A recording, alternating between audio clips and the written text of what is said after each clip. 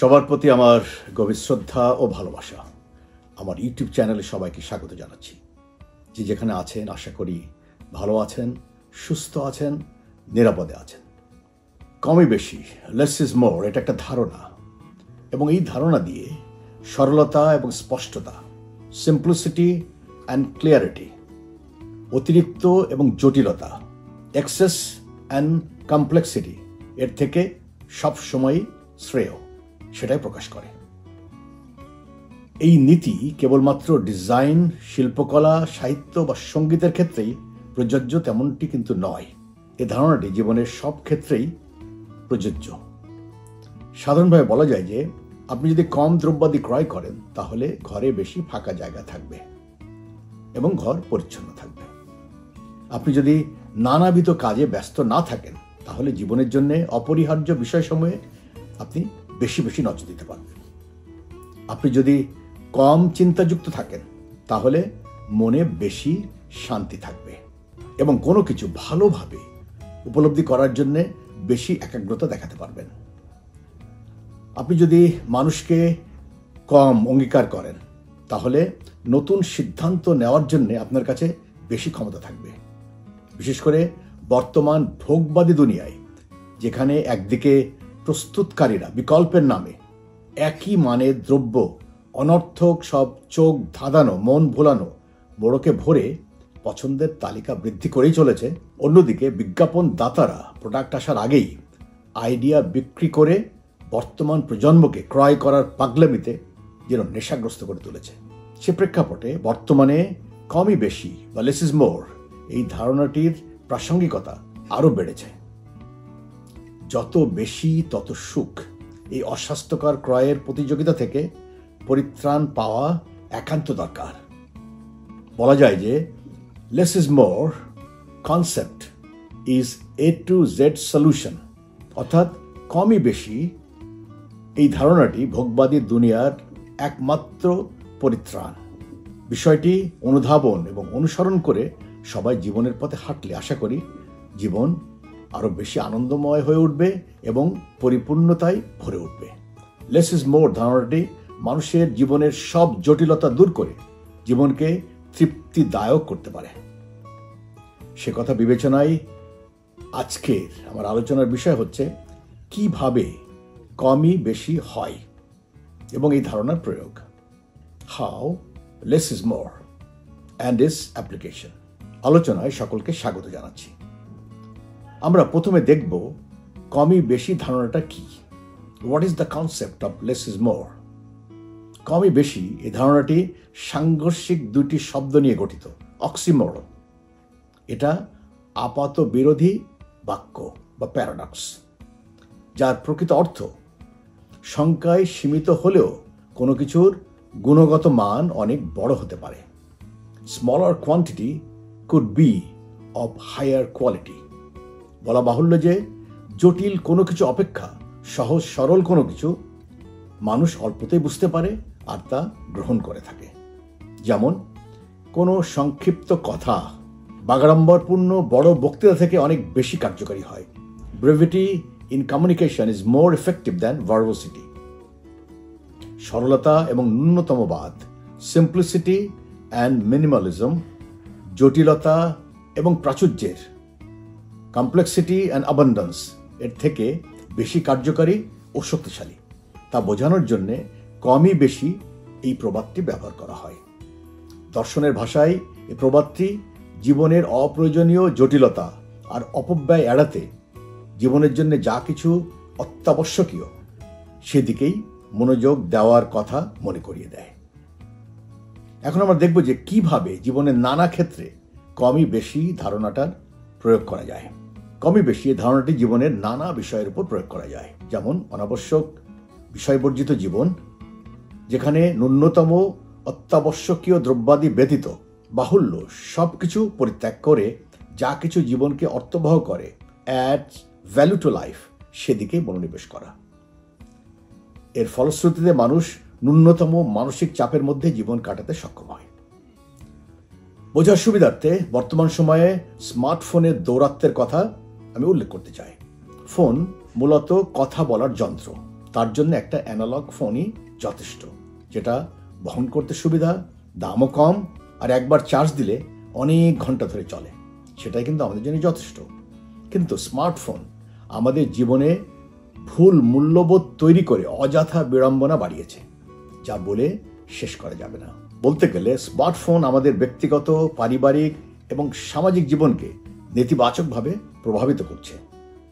আশার কথা, বর্তমান ভোগবাদী জীবনের নানা জটিলতা থেকে মুক্ত হতে ধীরে ধীরে অনেক সংখ্যক মানুষ এই মিনিমালিজম বা ন্যূনতমবাদ, যা কমই বেশি এই ধারণা থেকে উদ্ভূত, সেই কনসেপ্টে বা সেই ধারণায় বিশ্বাস করে সরল সহজ জীবনযাপন করতে উদ্বুদ্ধ হচ্ছে। মানুষ প্রাচুর্যতায় শ্রেয় এই ধারণা থেকে ধীরে ধীরে বেরিয়ে আসছে।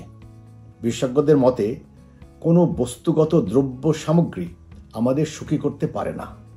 মানুষে মানুষের সম্পর্ক এবং জীবনের অভিজ্ঞতাই আমাদেরকে বা আমাদের সুখের ভিত্তি। বর্তমান সময়ে বড় বড় ব্যবসায়ী কোম্পানিগুলো সবাই সবকিছু করার পাগলামিতে মেতেছে। ফলে কমই বেশি ধারণাটি থেকে তারা দূরে সরে যাওয়ার ফলে কাঙ্ক্ষিত সফলতা অর্জনে তারা ব্যর্থ হচ্ছে। ছোট ছোট ব্যবসাগুলো বিফল হওয়ার মূল কারণও এক। তারা সবাই অনেক কিছু করতে চাচ্ছে, অনেক কিছু বলতে চাচ্ছে এবং সবকিছুই রাতারাতি সবকিছু করতে চাচ্ছে। কিন্তু গবেষকদের মতে সফল ব্যবসায়ী কোম্পানিগুলো নিজস্ব সম্পদের উপর নির্ভর করে সরল রেখায় ধীরে ধীরে বড় হয়েছে। They have grown simply and organically using bottom-up, not top-down concept. এখানে প্রাসঙ্গিকভাবে গ্রিক নীতিগল্প সংক্ষেপে উল্লেখ করব। Be a hedgehog in business and embrace simplicity, অর্থাৎ ব্যবসায়ে সজারু নীতি অনুসরণ করে সরলভাবে ব্যবসা পরিচালনা করা। গ্রিক নীতিগল্প থেকে সজারু আর শেয়ালের কাহিনী এখানে উল্লেখযোগ্য।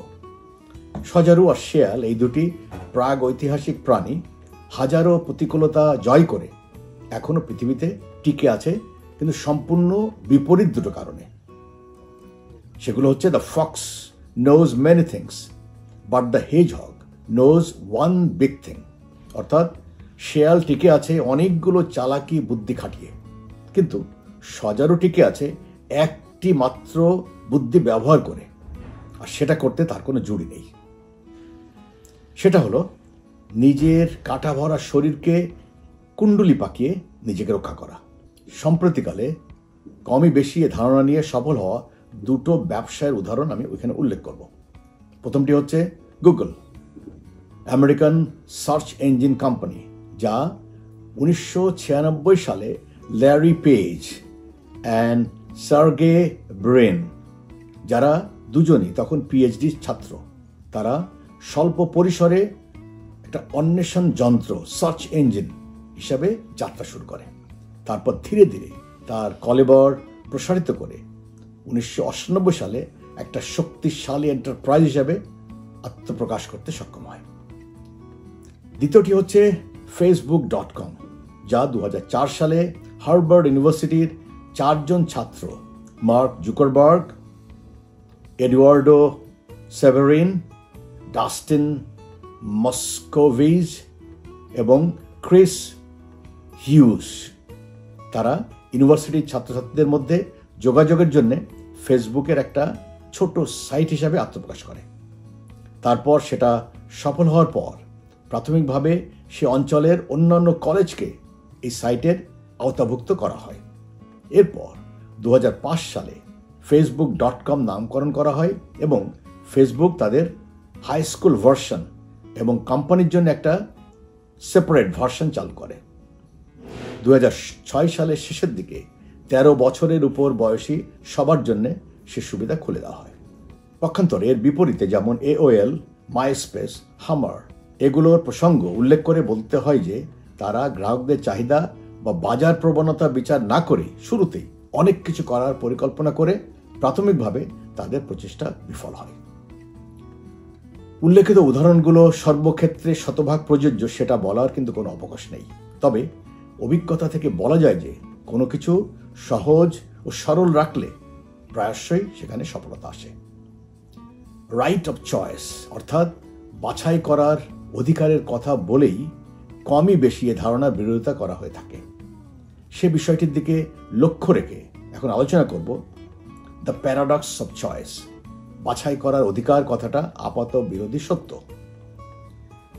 কোনো কিছুতে একাধিক পছন্দের ক্ষেত্র থাকলে মানুষ বাছাই করার ক্ষমতা অর্থাৎ রাইট অফ চয়েস লাভ করে। কথাটা শুনতে সত্য, কিন্তু প্রকৃত সত্য নয়। পছন্দের ক্ষেত্র বা অবকাশ যদি অত্যাধিক হয়, তবে সেটা মানুষের পছন্দ করার ক্ষমতাকে অসাড় করে দিয়ে সমস্যার কারণ হয়ে দাঁড়ায়। এটাকে দ্য প্যারাডক্স অফ চয়েস বলে আখ্যায়িত করা হয়। পছন্দ করার ক্ষেত্র বড় হলে দুই ধরনের সমস্যা হতে পারে। প্রথমটি হচ্ছে বেশি আলোয় অন্ধ হয়ে যাওয়ার মতো ব্যাপার। বেশি পরিমাণ বিকল্পের ভিড়ে মানুষের পছন্দ করার শক্তি রহিত এবং অকার্যকারী হয়ে যেতে পারে। দ্বিতীয়টি হচ্ছে অনেক বিকল্পের মধ্যে বাছাবাছি করে একটা কিছু কিনলে পরবর্তীতে অন্যটি না কেনার জন্যে মনে আফসোস আসতে পারে, যাকে বায়ার্স রিমোর্স বলা হয়। এখন আলোচনা করব বর্তমান যুগের বাস্তবতার প্রেক্ষাপটে কমই বেশি ধারণার প্রয়োজনীয়তা।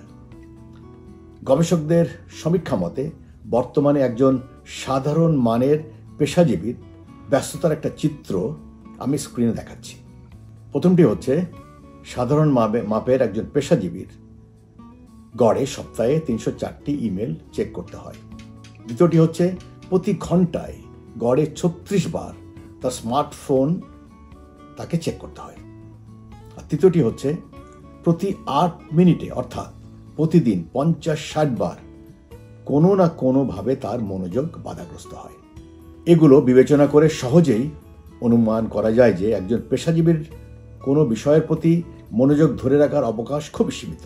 পেশাজীবীর জন্য কোনো একটি বিষয়ে মনোযোগ ধরে রাখার এই সময়কাল 2000 সালে 12 সেকেন্ড ছিল, আর 2012 সালে সেটা কমে 8 সেকেন্ডে নেমে এসেছে। ফলশ্রুতিতে আপনি অ্যাপয়েন্টমেন্ট করে কারো অফিসে যাওয়ার পরও তিনি আপনার প্রতি 8 থেকে 12 সেকেন্ডের বেশি মনোযোগী হতে পারবেন না। টেলিফোন, মেল অ্যালার্ট, SMS ইত্যাদি তার মনোযোগ আপনার দিক থেকে সরিয়ে নেবে। এটা ভাববার মতো একটা বিষয়। এটা সহজে অনুমেয় যে বর্তমান সময়ে যে কোনো ব্যাপারে সামান্য দীর্ঘসূত্রিতাও অর্থাৎ সংক্ষিপ্তভাবে কথা না বললে তা অন্যের জন্য বিরক্তির কারণ হয়ে আপনি আপনার কাঙ্ক্ষিত ফল লাভ থেকে বঞ্চিত হবেন। সেটা চাকরির ইন্টারভিউ হোক বা কোনো প্রেজেন্টেশন মিটিং বা কোনো লিখিত কিছু, যাই হোক না কেন, সব ক্ষেত্রেই এটা মনে রাখতে হবে। কোনো বিষয়ে সংক্ষিপ্ত এবং টু দ্য পয়েন্ট না হলে আপনি ফল লাভে সবসময় বঞ্চিত হবেন। আর তাই লেস ইজ মোর বা কমই বেশি ধারণাটি জীবনের মন্ত্র হিসাবে গ্রহণ করা একান্ত জরুরি। কমই বেশি বা লেস ইজ মোর এ বিষয়টি যে কারো জীবন পরিবর্তন করে দিতে পারে। জীবনে নানা ক্ষেত্রে কমই বেশি ধারণাটি ব্যবহারের কিছু উদাহরণ আমি এখন তুলে ধরব। প্রথমটি হচ্ছে less furniture, more open space. ঘরে কম আসবাবপত্র আর বেশি জায়গা। ঘর ভর্তি আসবাবপত্র যদি ঘরের ভিতর আপনার স্বাভাবিক নড়াচড়াকে বাধাগ্রস্ত করে, তবে অবশ্যই অতিরিক্ত আসবাবপত্র সরিয়ে ফেলতে হবে। একবার ভাবুন, আপনার গ্যারেজে বহুদিন যাবৎ অনেক জিনিসপত্র পড়ে থেকে সেখানে ইঁদুর আর আরশোলা বাসা বেঁধেছে। সেগুলো সরিয়ে দিয়ে গ্যারেজটা একটু রংচং করে বাচ্চাদের খেলার জায়গা বানান, দেখবেন যে কত সুন্দর হবে। দ্বিতীয়টি হচ্ছে লেস ক্লাটার, মোর কাম। কম জিনিসপত্র, বেশি জায়গা, বেশি শান্তি। বিজ্ঞান প্রমাণ করেছে যে রুম ভর্তি ঠাসা জিনিসপত্র থাকার ফলে আপনার স্বাভাবিক নড়াচড়া বাধাগ্রস্ত হলে আপনার কর্টিসল লেভেল বেড়ে যায়, যা আপনার মানসিক চাপ বাড়িয়ে দেয়। ঘরের ভিতর অতিরিক্ত আসবাবপত্র থাকলে আপনি দিনের আলোতে হয়তো নির্বিঘ্নে যাতায়াত করতে পারবেন, কিন্তু ঘুমঘুম চোখে রাতে ওয়াশরুমে যাওয়ার সময় একটু আধটু ঘাইগুতা তো খেতেই হবে। এগুলো সরিয়ে ফেললে আপনি দিনে রাতে খোলামেলাভাবে স্বাচ্ছন্দ্যে রুমের মধ্যে চলাফেরা করতে পারবেন। 3 নম্বরটি হচ্ছে লেস ক্লোথিং, সিম্পলার ওয়ার্ড্রব। অল্প স্বল্প কাপড় আর ছোট সিমসাম ওয়ার্ড্রব। বেশি কাপড় চোপড় থাকলে ওয়ার্ড্রবে রেখে প্রতিদিন সকালে সেখান থেকে পরিধান করার জন্য বাছাই করা একটা লাগাতার বিড়ম্বনা দেখা দিবে। অল্প কাপড় থাকলে ওয়ার্ড্রব সিমসাম থাকবে আর অল্প সময়ে আপনি বাছাই করার কাজটা সেরে ফেলতে পারবেন। 4 নম্বর হচ্ছে ফিউয়ার অপশনস, লেসার চয়েসেস। কম বিকল্প, সহজ বাছাই। কোনো গ্রোসারি দোকানের শেলফের সামনে দাঁড়িয়ে অনেক ধরনের বিকল্প দেখে মাথা ঘোরার মতো অবস্থা হয়। আপনি যত তাড়াতাড়ি পছন্দের তালিকা ছোট করে আনতে পারবেন, তত তাড়াতাড়ি সে পছন্দের সমুদ্রে ডুবে থাকার বিড়ম্বনা থেকে নিজেকে বাঁচাতে পারবেন। 5 নম্বর হচ্ছে লেস স্পেন্ডিং মোর সেভিং, কম খরচ বেশি সঞ্চয়। কম খরচ বেশি সঞ্চয়, এটা সব থেকে সরল একটা আর্থিক নিয়ম। আপনার যদি শপিং করার পাগলামি থাকে আর আপনি প্রয়োজনে নয়, মন ভরতে, চোখ জোড়াতে আর মানুষকে দেখাতে জিনিসপত্র কিনে অযথা টাকা নষ্ট করে বাড়ির আলমারি ভরে ফেলেন, তাহলে যত দ্রুত সম্ভব আপনার অস্বাস্থ্যকর এই অভ্যাস ত্যাগ করতে হবে। 6 নম্বর হচ্ছে লেস কোয়ান্টিটি মোর কোয়ালিটি, সংখ্যা কম, গুণগত মান বেশি। এ সূত্র কেবলমাত্র 10টি সস্তা জিনিস না কিনে একটি ভালো দামি জিনিস কেনার মধ্যে সীমিত না। এ সূত্র অন্যান্য সব ক্ষেত্রে প্রয়োগ করা যায়। আপনি মাসে 4 বার বাইরে ঘুরতে না বেরিয়ে একবার মন ভরে কোনো ভালো জায়গা থেকে ঘুরে আসুন। আপনি আপনার পছন্দের ব্যাপারে যত যত্নশীল হবেন, আপনি তত কম কিছু করে বেশি তৃপ্তি লাভ করবেন। 7 নম্বর হচ্ছে লেস ওয়েস্ট হ্যাপিয়ার প্ল্যানেট, অপচয় কম, সুখী দুনিয়া। অনেক বিষয়ের মধ্যে আমি মাত্র একটি বিষয়ে আপনার সবাইকে ভেবে দেখতে বলবো। আমরা প্রতি বছর শত শত কোটি টাকার কাপড় ফেলে দিয়ে নষ্ট করি, কিন্তু একটু চিন্তা করলেই বুঝবো যে কাপড় অভাবে পৃথিবীর কত লক্ষ কোটি মানুষ হাহাকার করে কষ্ট পায়। তাতে সে আর্তনাদ কি আমাদের শোনা উচিত নয়? তাছাড়া আমাদের ফেলে দেওয়া, নষ্ট করা বর্জ্যে আমাদের প্রকৃতি কিভাবে কলুষিত হচ্ছে সেটার দিকেও আমাদের খেয়াল রাখতে হবে। 8 নম্বরটি হচ্ছে লেস স্ক্রিন টাইম মোর লিভিং, ইলেকট্রনিক দ্রব্যাদি নিয়ে কম সময় কাটানো, তাহলে লম্বা জীবন লাভ করা যাবে। বর্তমানে ডিজিটাল প্রজন্ম অত্যাধিক ব্যস্ত সময় পার করে। তারা ব্যস্ত, কিন্তু সৃজনশীল কোনো কিছু করাতে ব্যস্ত নয়। তারা ইন্দ্রিয় আনন্দে ভরপুর আর একে অন্যকে ডিঙিয়ে যাওয়ার প্রতিযোগিতায় মত্ত। যা হোক, এই অভ্যাসগুলো ত্যাগ করলে নিজের জন্য সময় বের করে জীবনকে পরিপূর্ণতায় ভরপুর করা যাবে। 9 নম্বর লেস ডিজিটাল ক্লাটার মোর ডিজিটাল স্পেস, ডিজিটাল মেমোরি খালি রাখা আর ডিজিটাল স্পেস বেশি থাকা। কম্পিউটার ডিস্কে বেশি ফাইল রাখলে কম্পিউটার যে স্লো হয়ে যায় সেটাই শুধু নয়, আপনার কাজের লিস্টও অনেক লম্বা হয়। ডেস্কটপ থেকে অযথা সব তথ্য মুছে ফেলুন, মেল বক্স ক্লিন রাখুন, সব ডুপ্লিকেট ছবি মুছে ফেলুন। তাতে আপনার যে সময় বাঁচবে, সেই সময়টুকুতে দীর্ঘদিন ধরে শেলফে জমা রাখা যে বইগুলো আছে সেগুলো পড়তে শুরু করুন। 10 number less to do more time for you, কাজের তালিকা ছোট, নিজের জন্য বেশি সময়। নিজের জন্য সময় বের করার দ্রুত উপায় হচ্ছে কাজের তালিকা ছোট করে ফেলা। তার মানে এই নয় যে দায়িত্ব এড়িয়ে যাওয়া। সাপ্তাহিক কাজের তালিকা পরীক্ষা করে অপ্রয়োজনীয় কাজগুলো বাদ দিয়ে তালিকা ছোট করতে হবে। 11 নম্বর হচ্ছে ম্যানেজেবল ওয়ার্কলোড মোর লাইফ স্যাটিসফ্যাকশন, সীমিত কর্তব্যের পরিসর, জীবনে বেশি তৃপ্তি।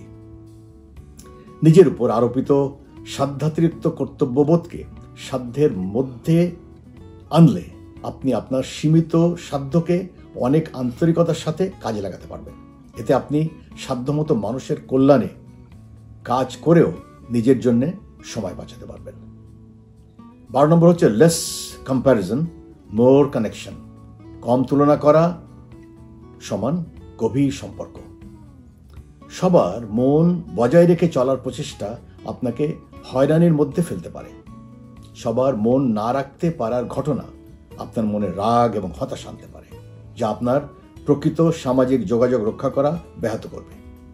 নিজেকে ভালোবাসতে হলে কারোর সাথে তুলনা করে জীবনযাপন করা বন্ধ করতে হবে।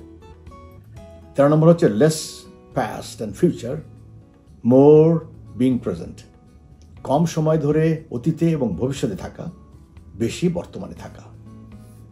আমরা দিনের প্রায় 95% সময় হয় অতীত না হয় ভবিষ্যৎ নিয়ে চিন্তা করি, আর সেটা শুরু হয় ঘুম থেকে উঠে ওয়াশরুমে দাঁত মাজা থেকে শুরু করে।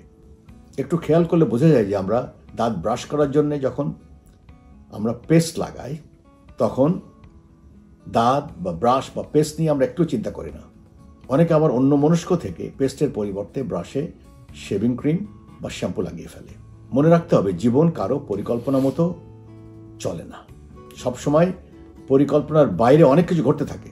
অতএব আপনি যা যা আপনার নিয়ন্ত্রণের বাইরে সেগুলো মেনে নিয়ে, মানিয়ে নিয়ে, যেগুলো আপনার নিয়ন্ত্রণের ভিতর আছে সেগুলোকে উপভোগ করার ভিতর জীবনের পরিপূর্ণতা খুঁজে পাবেন। নিজেকে অযথাভাবে যে দুশ্চিন্তা আপনি করে থাকেন সেটা থেকে মুক্ত করতে পারবেন। 14 number, less seeking outside advice, more trusting your inner voice. বাইরের পরামর্শ কম শোনা, নিজের কথা বেশি শোনা। বাইরেটা যখন হট্টগোলে ভরা, তখন নিজের কথা শোনা অতটা সহজ কাজ না। মানুষ সবসময় আপনাকে নানা পরামর্শ দিতেই থাকবে, কিন্তু সেগুলো উপকারের পরিবর্তে আপনার মনে বিভ্রান্তি সৃষ্টি করতে পারে। এমনটি হতে দেওয়া ঠিক না। নিজের উপর বিশ্বাস রেখে নিজের কথা শুনতে হবে, তাহলে আপনার আত্মবিশ্বাস বাড়বে। 15 নম্বর হচ্ছে লেস টকিং আর মোর লিসনিং। কম কথা, বেশি শোনা। কথা বলা সহজ, কিন্তু শোনা একটা কঠিন কাজ।